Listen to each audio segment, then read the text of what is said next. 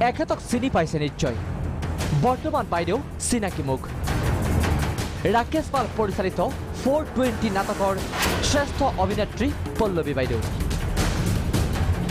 মঙ্গলদৈৰ ৰাজচক্ৰ বিষয়া হৈ থাকি সন্তানৰ মিছা শপত খোৱা পল্লৱী শৰ্মা চৌধুৰী গ্ৰেপ্তাৰ হোৱাৰ পাছতেই অসুখৰ নাটক কৰিছিল কিন্তু কামত নাহিল এতিয়া সাংবাদিক দেখিলেই বিচাই জকাৰি ডাকে পল্লৱী বাইদেউক সোমবাৰে আদালতত হাজিৰ কৰোৱাৰ সময়ত সাংবাদিকৰে চোচা পল্লৱী বাইদেউৰ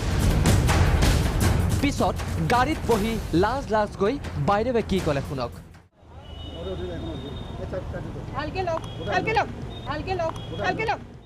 ইপিনে পলাতক নিশামণি ডেকাই জামিন বিচাৰি দৌৰিয়েই আছে উচ্চ ন্যায়ালয়ত মুখ ঠেকেচা খাই উচ্চতম ন্যায়ালয়ত আবেদন জনাইছিল নিশামণিয়ে কিন্তু উচ্চতম ন্যায়ালয়ে নুশুনিলে নিশামণিৰ কথা হাইকোৰ্টত তেওঁলোকে এটা এণ্টিচিপেটেড বেল বিচাৰি পিটিশ্যন ফাইল কৰিছিলে নৱেম্বৰৰ 27 তাৰিখে মেটাৰটো লিষ্ট হৈছিলে আৰু হাইকোৰ্টে কেছ ডায়েৰী বিচাৰি এই মাহৰ